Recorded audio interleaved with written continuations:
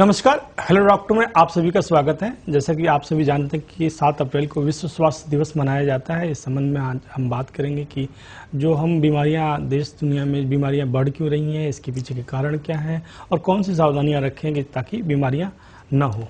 इस संबंध में बात करने के लिए हमारे साथ एक खास मेहमान जुड़ चुके हैं, डॉक्टर प्रकाश केसवानी जी। सर, आपका बहुत बहुत स्वागत है। धन्यवाद हेमंत जी। डॉक्टर प्रकाश केसवानी के बारे में थोड़ा हम आप दर्शकों को परिचय दे दें कि आप सीनियर फिजिशियन हैं और हार्मोन रोग के जो विशेषज्ञ हैं, जो एंडोक्राइन की जो बीमारियां होती हैं, और वर्तमान में आप स्वाभिमान सिंह मेडिकल कॉलेज में सीनियर प्रोफेसर और मेडिसिन में यूनिट हेड हैं।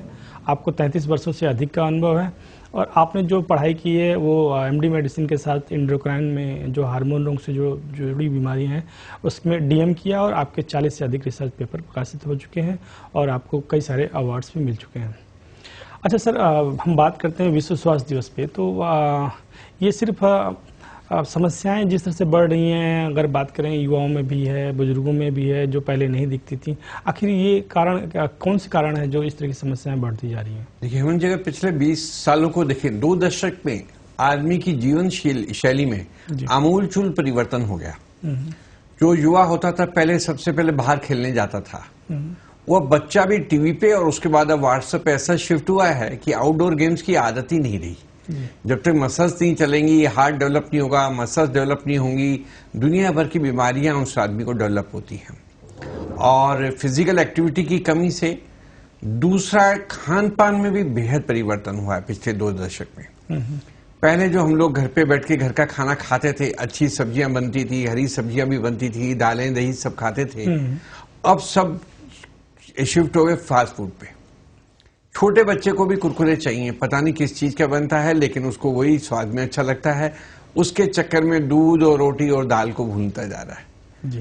तो मेनली हम यही मानेंगे कि खान पान में बहुत परिवर्तन हुआ और आदमी की कार्यशैली में, फिजिकल एक्टिविटी में, बच्चों की गेम्स बंद हो गई।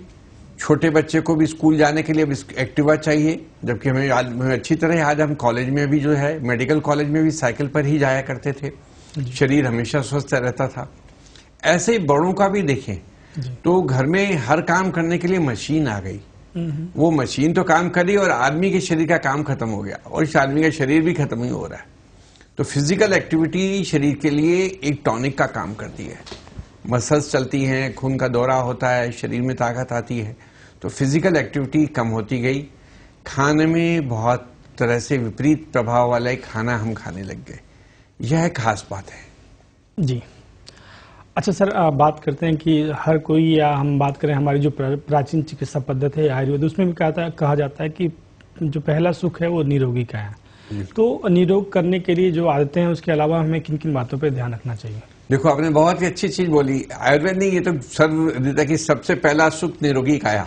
पिछले वर्ष रोज अखबार में आप ही लोग लिखते थे, झुनझुनवाला जी होते थे, दुनिया भर के शेयर मार्केट को मैनेज किया, पैसे को मैनेज किया, पर हेल्थ को मैनेज नहीं किया जी। तो पहला सुख निरोगी काया। शरीर सुख ही ठीक होगा तभी तो हम बाकी चीजें, घूमना फिरना, खाना, काम करना, सबका एंजॉयमेंट तो तब होगा जब हम लोग ठीक होंगे। तो बिल्कुल पहला सुख निरोगी काया है और इसके साथ ही बाकी सब सुख आदमी एंजॉय कर सकता है।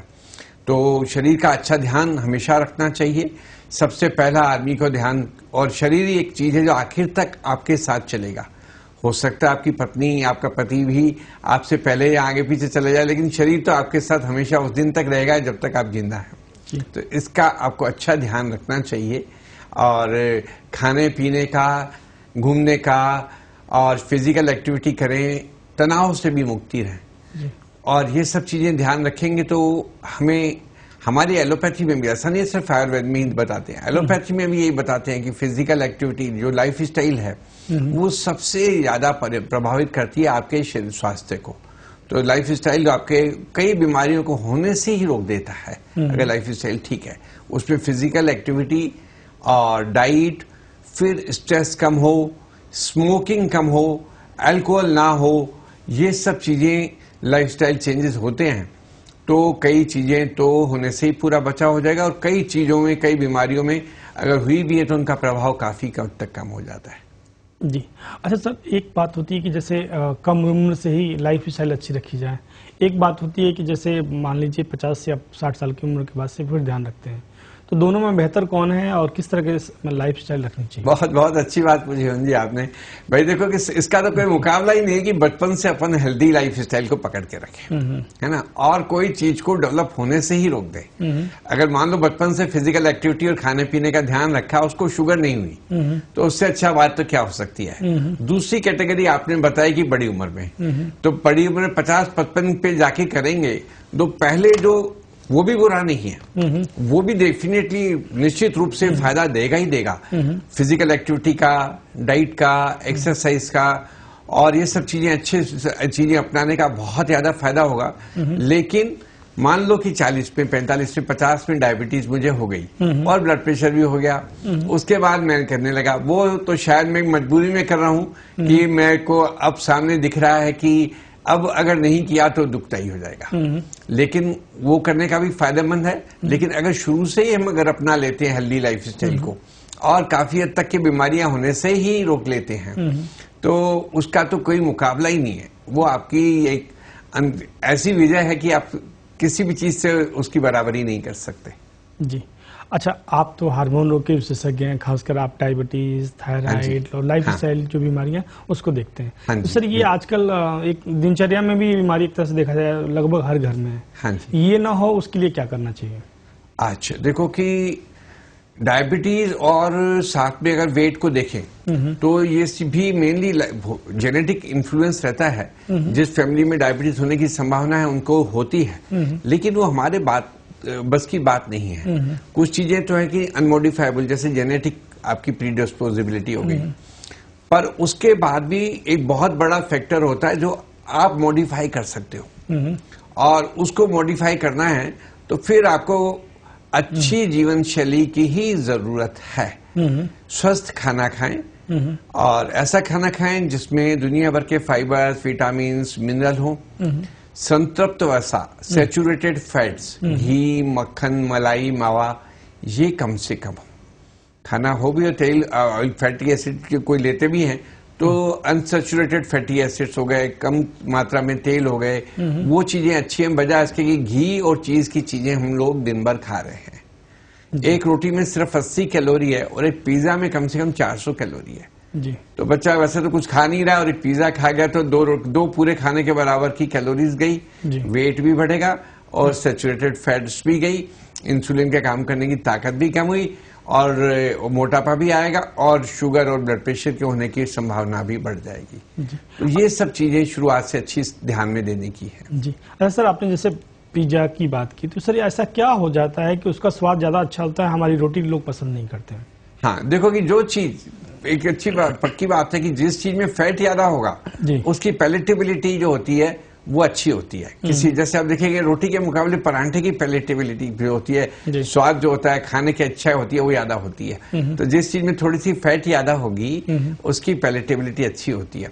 और फिर क्या होता है कि चीज में कुछ तरह की सॉसेस वगैरह ऐसी डाल देते हैं जो स्वाद में तो अच्छी हैं, तो वो बच्चों का एक बार सिर्फ स्वाद डेवलप करने वाली बात है, उनको रुझान हो गया उस चीज के स्वाद का, तो उनको बाकी चीजें अच्छी नहीं लगती हैं। बाकी ऐसा नहीं है। अगर आप विश्वास करें, आप खुद को भी देख लें या बड़ों को भी देख लें घर में, उनको जो आनंद अपने खाने, रोटी, सब्जियां और चटनियां खाने में जो आनंद आता है वो शायद पिज्जा में आनंद नहीं आएगा उनको। तो ये सब टेस्ट डेवलप करने वाली बातें हैं। जी। हेलो डॉक्टर, मैं समझ चुका छोटे से ब्रेक का। ब्रेक के बाद हम बात करेंगे कि हमारी सेहत कैसी रहे। हमारे साथ मौजूद हैं डॉक्टर प्रकाश केसवानी जी। आप सीनियर फिजिशियन हैं और आप स्वाभिमान सिंह मेडिकल कॉलेज के मेडिसिन डिपार्टमेंट में सीनियर प्रोफेसर हैं। ब्रेक के बाद आप सभी का स्वागत है। जैसा कि हम लोग बात कर रहे हैं कि कैसे दर्शकों की सेहत सही रहे, तो बात कर रहे थे इसमें कि हम दिनचर्या कैसी हो। अब हम बात करेंगे कुछ बीमारियां जो कि हमारे घर की हिस्सा बन चुकी हैं, जैसे कि डायबिटीज, हाइपरटेंशन, डायबिसिटी और थायराइड। सर, अगर बात करें कि डायबिटीज जो चूंकि दुनिया भर में देखा जाए तो सबसे ज्यादा मरीज भारत में है, तो एक बात तो कैसे ये बीमारी लगातार तेजी से बढ़ रही है, दूसरा हम इसका मैनेजमेंट कैसे करें, क्योंकि ये घर में हिस्सा बन चुकी है। तो किस तरह का खान पान होना चाहिए, अगर कोई मरीज है तो उसकी केयर कैसी करनी चाहिए? बहुत अच्छी चीज मुझे आपने बताई।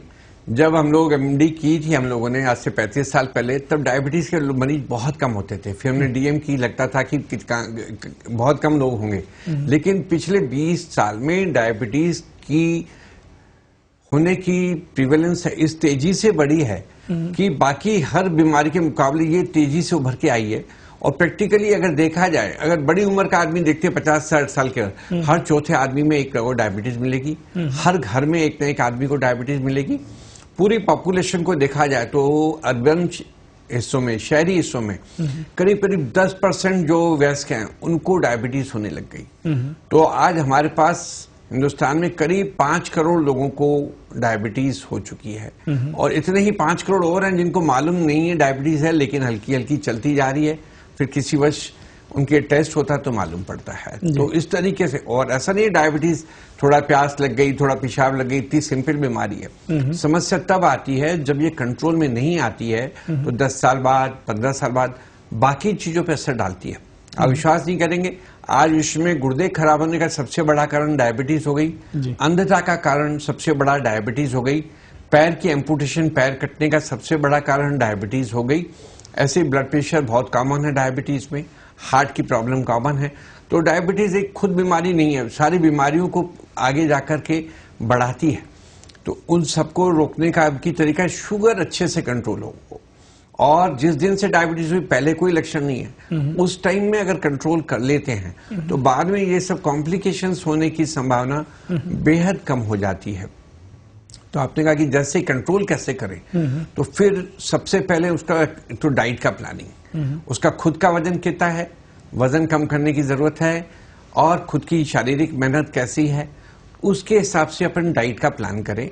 कितना खाना जरूरी है, ऐसा नहीं कि हर चीज ही खाना है, खाने पे कंट्रोल करना, उसकी कैलोरीज को गिनना, लिमिट में खाना, नियमित तरीके से खाना, खाने को कम से कम 3 में बांटे, शाम को चाय के साथ स्नैक्स, सुबह चाय के साथ बिस्किट, इस तरीके से कैलोरीज को बांट के खाएं, जिससे जो खाएंगे और कम भी खाएंगे तो शरीर को ताकत रहेगी, शुगर भी नहीं बढ़ेगी, और जो खाएंगे शरीर में रुकेगा भी। एक साथ खाएंगे खून में शुगर बढ़ेगी, काफी खाना तो ग्लूकोज बन के यूरिन में जाता रहेगा। तो खाने की प्लानिंग करनी है। फिर ये देखना है कि क्या चीज किस मात्रा में खाएं। तो प्रोटीन एक ऐसी चीज है शरीर को हर चीज को बनाती है, मसल्स को, हार्ट को और बोन्स को। तो प्रोटीन थोड़े से ज्यादा अच्छे होते हैं। कार्बोहाइड्रेट्स और शुगर बढ़ाते हैं, लेकिन एनर्जी खर्च करने के लिए चाहिए। फैट हमारे लिए कम मात्रा में चाहिए, क्योंकि ज्यादा फैट खाने से खून की नलिकाओं में एथेरोस्क्लेरोसिस या उनकी ब्लॉकेज की संभावना हो जाती है। तो प्रोटीन में अपन को दालें हो गई, और दही हो गया, दूध के प्रोडक्ट्स हो गए, और जितनी भी पल्सेस हैं, या अगर नॉनवेज खाते हैं तो एग का वाइट है, या थोड़ा बहुत चिकन फिश अगर खाते हैं, नॉनवेज खाते हैं तो खा सकते हैं। तो प्रोटीन की मात्रा करीब करीब 30% कैलोरीज जाती हैं, तो बहुत अच्छी बात है। और फैट की मात्रा भी 20%, 50% से ज्यादा कोशिश करें कि कार्बोहाइड्रेट नहीं जाए। और बाय चांस हमारा हिंदुस्तान एक ऐसा चीज है जिसमें कार्बोहाइड्रेट बाकी मुल्कों के मुकाबले ज्यादा है, तो स्टार्च वाली चीजें ज्यादा खाते हैं, इससे शुगर भी ज्यादा जल्दी बढ़ जाती है। तो कार्बोहाइड्रेट इनटेक या स्टार्च की इनटेक वो थोड़ी सी कम हो। तो अपनी जो पुरानी डाइट को फिर याद करें, रोटी खाई और मोटे अनाज की खाई तो और भी बढ़िया है, साथ में दालें आ गई, प्रोटीन खूब आ गया, और फिर दही, ऐसी चीजें हो गई, रायता हो गया, फिर हरी सब्जियां खूब सारी खा ली। तो इस तरीके की जो बैलेंस डाइट है, इसमें प्रोटीन भी मिल गया, कार्बोहाइड्रेट थोड़ा सा कम गया, और फैट भी थोड़ा कम गया, फाइबर, विटामिन, मिनरल हरी सब्जियों में खूब मिल गए। दालें अपने आप में बहुत अच्छी हैं, सोयाबीन, ये सब चीजें जिनमें अच्छा प्रोटीन मिलता है, अच्छा न्यूट्रिशन देती है, शुगर भी कम बढ़ाती है। तो इस तरीके से खाने की प्लानिंग करनी चाहिए। और इसके साथ ही जो दूसरा हम चीज मान के चलते हैं, नमक भी शुरू से ही कम रखना चाहिए। ब्लड प्रेशर नहीं है तो भी रोज का नमक 3 ग्राम से ज्यादा, यानी सब्जी में जितना नमक डलता है इतना ले लें, ऊपर से एक्स्ट्रा नमक ना डालें। और साथ में जो हो गया कि रेगुलर एक्सरसाइज, कम से कम 40 मिनट हफ्ते में 5 दिन टहलने जाएं। यह एक्सरसाइज काफी अच्छी है। नहीं टहल सकते, योगा कर लीजिए, या जिम में जाना चाहें, यंगस्टर्स हैं जिम में चले जाएं। रेगुलर फिजिकल एक्टिविटी मेंटेन करनी चाहिए। इसके साथ ही स्मोकिंग, वो अभी बड़ी नुकसान वाली चीज है, उसको बंद करना चाहिए। गुटखे वगैरह ये भी बंद रखने चाहिए। और इनके साथ फिर जरूरत पड़ती है तो दवाइयां साथ में लेके हर तरीके से अपन कोशिश करके शुगर को पहले दिन से ही अच्छा कंट्रोल करके चलते हैं तो बहुत सारी स्टडीज आ गई जो बताती हैं कि बाद में कॉम्प्लिकेशंस होने की संभावना बहुत कम रह जाती है। तो इस तरीके से हम लोग अगर शुगर का कंट्रोल करते हैं तो आगे बहुत अच्छा फायदा होता है। जी अच्छा डॉक्टर साहब, जैसे आपने शुरू में कहा कि जो डायबिटीज़ के मरीज हैं भारत में, आधे की तो पहचान हो चुकी है, आधे की नहीं हो चुकी है। हाँ। तो इस स्थिति में कैसे आम आदमी समझे कि उसको डायबिटीज़ है नहीं, क्योंकि जैसे अगर उसको पता नहीं है और शुगर लेवल बढ़ गया है तो उसके बाद उससे कई तरह की समस्याएं हो जाती हैं। तो ऐसे लोगों की पहचान कैसे करें? बहुत ही जरूरी चीज़ है ये। और देखो कि बड़ा अच्छी चीज़ आपने इंडिकेट करी है। मुझे मालूम है डायबिटीज से मैं कोशिश करूंगा कंट्रोल, पर जिसको मालूम ही नहीं है 10 साल 15 साल खींचता जा रहा है और किसी आंख के पर्दे पर असर आया और उस दिन टेस्ट करता है तो मालूम पड़ेगा शुगर थी 10 साल से, उसने पर्दा खराब किया, अब मालूम पड़ रहा है। तो एक तो ऐसा है कि किसी को भी कुछ ऐसे लक्षण हो जैसे कि प्यास अधिक लगना, पेशाब की मात्रा ज्यादा आना, यूरिन में इन्फेक्शन होना, मसल्स में खास करके पैरों में दर्द होना, रात को पेशाब में से उठना, वजन कम होना, थकान, सुस्ती, ये सब लक्षण हैं जो कि मधुमेह की वजह से होते हैं। और यूजुअली आम आदमी सोचता है रोजमर्रा में वैसे ही ये लक्षण आ रहे हैं, उनको नजरअंदाज करता है। ऐसे कोई भी लक्षण आते हैं तो हमें खाली पेट की और ग्लूकोज पीने के 2 घंटे बाद की शुगर टेस्ट करवा लेनी चाहिए। दूसरा, जिसके फैमिली में बहुत ज्यादा लोगों को डायबिटीज है, पेरेंट्स में से किसी एक को है या दोनों को है, तो 40 साल में पहली बार, उसके बाद हर 2-3 साल में एक बार शुगर टेस्ट करनी चाहिए कि मुझे है तो कम से कम पकड़ में आ जाए और जल्दी पकड़ में आ जाए। इस तरीके से जागरूक होने से हम ऐसे केसेस को जिनको कि मधुमेह का भी ज्ञान नहीं है लेकिन है, उनकी डायग्नोसिस कर सकते हैं। जी हेलो डॉक्टर, में समय हो चुका है छोटे से ब्रेक का। ब्रेक के बाद भी हम जो स्वास्थ्य दिवस पे हमारा जो खास शो है उस पर बात करेंगे। हमारे साथ मौजूद रहेंगे डॉक्टर प्रकाश केसवानी जी। ब्रेक के बाद आप सभी का स्वागत है। हम लोग बात कर रहे थे विश्व स्वास्थ्य दिवस पे कि कैसी लाइफ स्टाइल हमारी दिनचर्या को प्रभावित कर रही है, बीमारियां कैसे बढ़ रही हैं, और इस संबंध में जैसे हमारे साथ बता रहे थे कि डॉक्टर प्रकाश केसवानी जी की डायबिटीज़ की समस्या। सर, अभी हाल के कई रिसर्च ऐसे हमने देखे हैं कि उसमें डायबिटीज़ के साथ जो मोटापा है उसको लेके उन्होंने नया टर्म्स दिया है कि डायबिसिटी। तो सर ये कह रहे हैं कि ज्यादा खतरनाक है, ये हमारे दर्शकों को समझाएं थोड़ा। ये आपने अच्छी टर्म बताई, डायबिसिटी। और पिछले दशक में ये देखा गया कि शुगर एक तो खुद अपने आप में बेहद नुकसान वाली है, और बहुत सारे लोगों को डायबिटीज होने के साथ साथ ओबेसिटी, तो दोनों को मिलकर के एक टर्म बनाई गई डायबिसिटी। तो जिसको अगर शुगर भी है और मोटापा भी है तो वही बात हो गई करेला और नीम चढ़ा जी। तो शुगर तो अपने आप में दुनिया भर का नुकसान कर रही है। जैसे ही किसी आदमी का वजन बढ़ता है तो उसको इंसुलिन रेजिस्टेंस होता है। आम भाषा में बताऊंगी, इंसुलिन के काम करने की ताकत कम हो जाएगी। इंसुलिन के काम करने की ताकत कम हो जाएगी। इंसुलिन बन रहा है तो भी काम नहीं कर रहा है, शुगर को कम नहीं करने दे रहा है। इंसुलिन के काम करने की ताकत सिर्फ शुगर से लिंक नहीं है। इंसुलिन काम करने की ताकत कम होगी तो और वजन बढ़ेगा। इंसुलिन काम करने की ताकत बढ़ेगी तो ब्लड प्रेशर बढ़ेगा, पैरों में सूजन भी आएगी और शुगर और बढ़ती जाएगी। शुगर को कंट्रोल करने के लिए पहले कम दवा की जरूरत थी, वेट बढ़ते ही ज्यादा मात्रा की जरूरत पड़ेगी।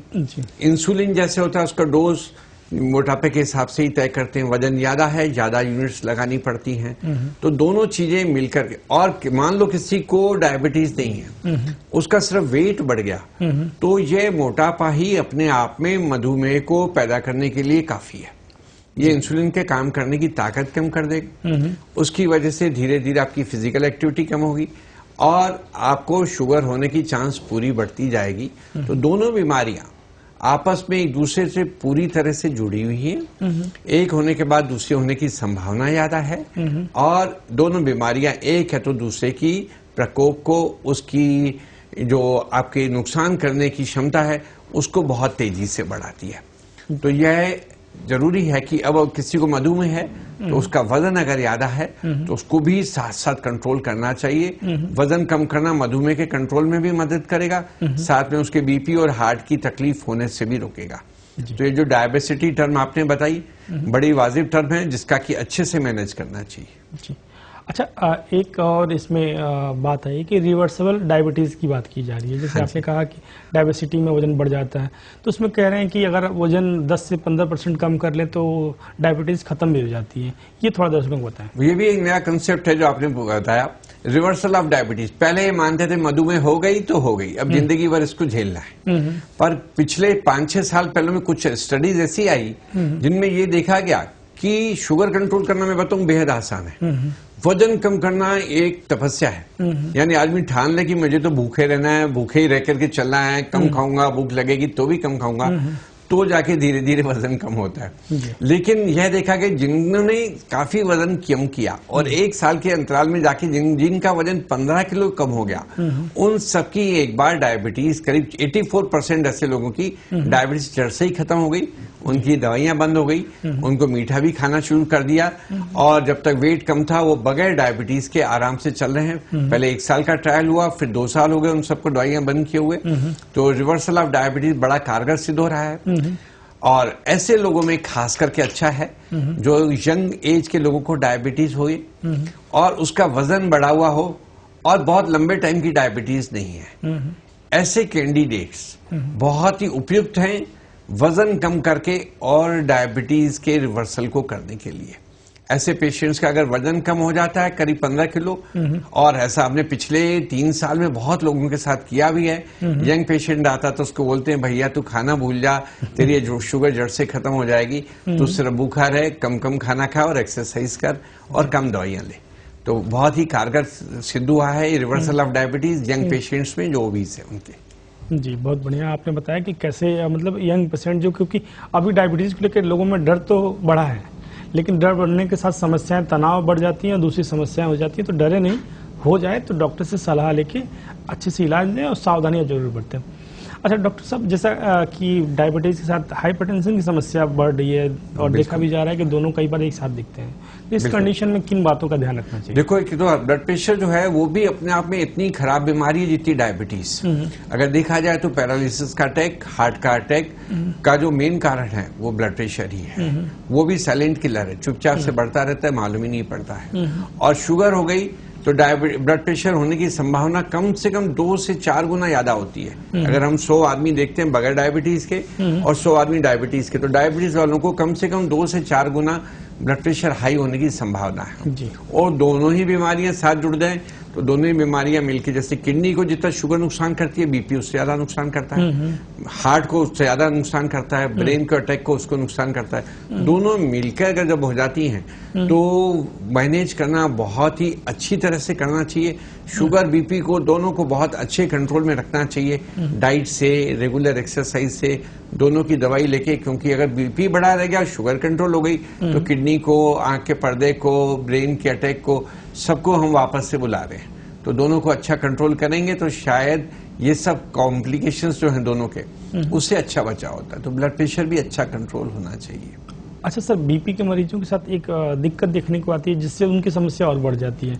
जैसे बीपी की पता चला कि उन्हें बीपी है, दवाई लेना शुरू की और फिर से जैसे बीपी कंट्रोल हो जाता है तो दवाइयाँ छोड़ देते हैं, तो इससे क्या असर पड़ता है उनके शरीर पर? भाई ये बहुत ही खराब बात है ना। हम लोग बिल्कुल सेहत के लिए वो जागरूक नहीं है। जैसा आपने बोला बीपी कंट्रोल आ गया, साहब मेरा तो बीपी कंट्रोल आ गया था, 2 साल से बंद कर रखी थी, और उस बीपी की वजह से कभी एकदम तेजी से बीपी बढ़ा और सीधे दिमाग की नस पे असर आ गया।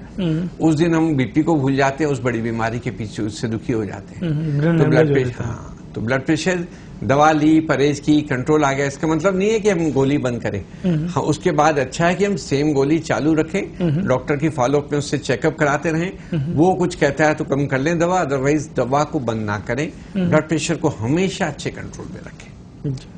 अच्छा, एक समस्या महिलाओं में, खासकर यंग जो टीनेजर्स लड़कियां हैं, उनमें पीसीओडी की समस्या ज्यादा देखने को मिल रही है। आप उसके एक्सपर्ट हैं, तो इन यूथ गर्ल्स के लिए क्या कहना चाहेंगे? भाई देखो कि एज सच मोटापा जो है बच्चों में बहुत तेजी से बढ़ा है, चाइल्डहुड एडोलेसेंट ओबेसिटी बोलते हैं। और बच्चियां जो होती है खास करके उनमें वेट के साथ साथ फिर कुछ हार्मोनल चेंजेस आते हैं। जैसे 2 हार्मोन होते हैं, एलएच और एफएसएच, उनका बैलेंस गड़बड़ा हो जाता है। और वेट बढ़ते ही इंसुलिन के काम करने की ताकत कम हो जाती है, उससे फिर दूसरे हार्मोन्स चेंज होते हैं। तो सिर्फ एक मोटापा नहीं रह जाता वहां, उन हार्मोन्स की वजह से ओवरीज में कुछ चेंजेस ऐसे आते हैं, एक की जगह बहुत सारे फॉलिकल बनते हैं जिसको पॉलीसिस्टिक ओवेरियन डिजीज पीसीओडी बोलते हैं।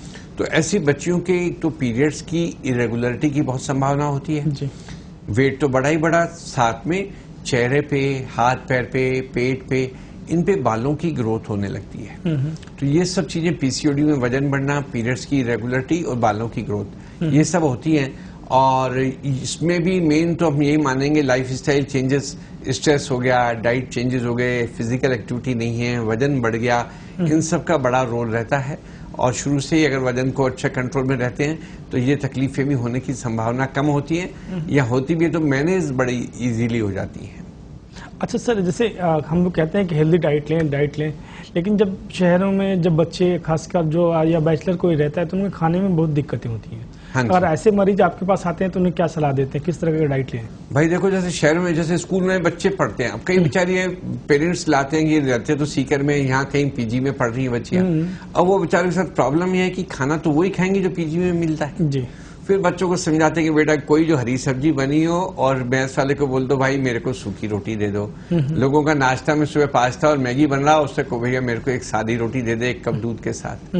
तो सिंपल खाने के लिए एडवाइस करते हैं, उनको एडवाइस करते हैं जितना हो सके अपना खाने को इस तरीके से रखेंगे सबके साथ रहते हुए, वो चिकनाई वाली, पिज्जा वाली, चीज वाली, पूड़ी, परांठे, पकौड़ी, इन सबको हटा करके अपने सेहत का, वजन का ध्यान रखें तो फिर ये मैनेज हो जाता है जी। बिल्कुल।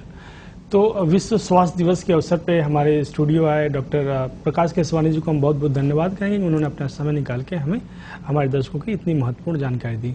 आज सिर्फ इतना ही, हमें दीजिए इजाजत, नमस्कार। धन्यवाद हेमंत जी, आपने बड़ा अच्छा अवसर दिया, आपके जो जानकारी, अपने क्वेश्चंस पूछे वो भी बहुत अच्छे सटीक और लोगों के लाभ देने वाली थी। ठीक, धन्यवाद।